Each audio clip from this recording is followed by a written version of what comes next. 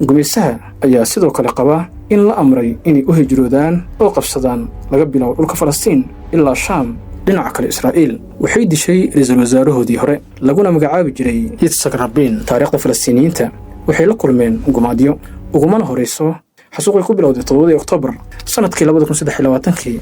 waxaa jira xasuuqyo ay hore ula kulmeen Israa'iil, waxaan xasuuqyadaas ka xusi karnaa gumaadkii Xayfa oo dhacay sanadkii 1937, xasuuqii Baabul Caamuud oo dhacay sanadii 1947, musiibadii Kufr Qaasim oo dhacay sanadkii 1956, gumaadkii xerada Talazatar oo dhacay sanadkii 1967, gumaadkii Sabra iyo Shatila oo dhacay sanadii 1982, musiibadii Al-Aqsa oo dhacay sanadkii 1990, iyo musiibadii Xaramu Ibraahim oo dhacay sanadkii 1994.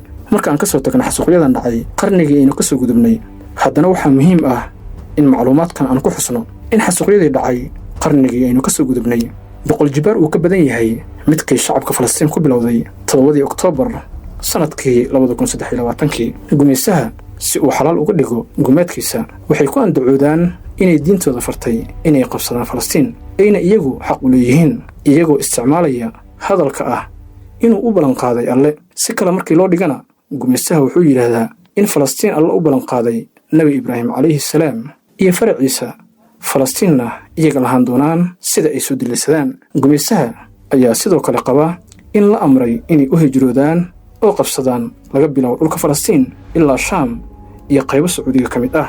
si ay u fuliyaan arrimahan, waxay heleen Israa'iil hogaamiye ay u daba fariistaan arrimaha ku aadan siyaasadooda, inay helaan maamul Israa'iil leedahay oo ka bilaabata Falastiin. hogaamiyahan Israa'iil dooratay waxaa lagu magacaabi jiray David Ben Gurion, kaasoo noolaa intii u dhaxaysay 1886 ilaa 1973, wuxuuna noqday siyaasi ay arrimo kasta u daba fariistaan Israa'iil, waxaana la dhahaa waa ninkii isku keenay dhammaan Yahuudiya caalamka kala joogtay.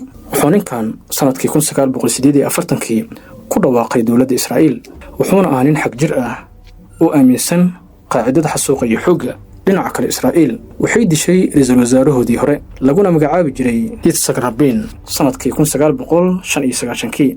wuxuu ninkan xilka ra'iisul wasaarenimo Israa'iil qabtay sanadkii 1974. Yitzhak Rabin markii xilka ra'iisul wasaarenimo loo doortay wuxuu diiradda saaray amniga gudaha Israa'iil, isagoo ballan qaadi jiray oo dunidana u muujin jiray inuu soo afjari doono cadowtinimada Israa'iil kala dhaxaysa carabta Falastiin, isagoo sheegi jirayna inuu arrimahan wadooyinka nabadda u adeegsan doono.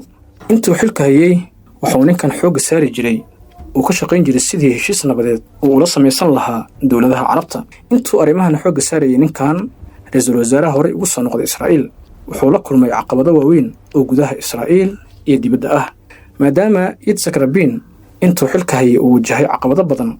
ugu dambeyn sanadkii 1995 ayaa waxaa dilay nin xag jir Yahuudi ah oo lagu magacaabayay Yigal Amir. wuxuu ninkan ka mid ahaa kooxo Israa'iiliyiin oo siyaasiyiin iyo maalqabeyn iskugu jiray, kuwaasoo ka soo horjeeday dadaaladii heshiisinta Israa'iil iyo carabta uu ra'iisul wasaarahan waday.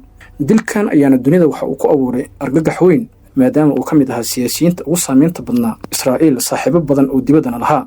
balse arrinta la yaab kale waxay noqotay kadib markii xagjirinta Israa'iil ay dilay ra'iisul wasaarahooda Yitzhak Rabin. sababta loo dilay ay tahay inuu ogolaaday in heshiis lala galo Falastiiniyiinta, waxayna tani noqotay daliilka xagjirinta u cugsadeen dilka ra'iisul wasaarahoodii hore, iyagoo sidoo kale xagjirinta xilligaas faafiyeen in Yitzhak Rabin uu dambi ka galay Alle, sidaas darteedna uu maray ciqaab sida ay hadalka u dhigeen xilligaas.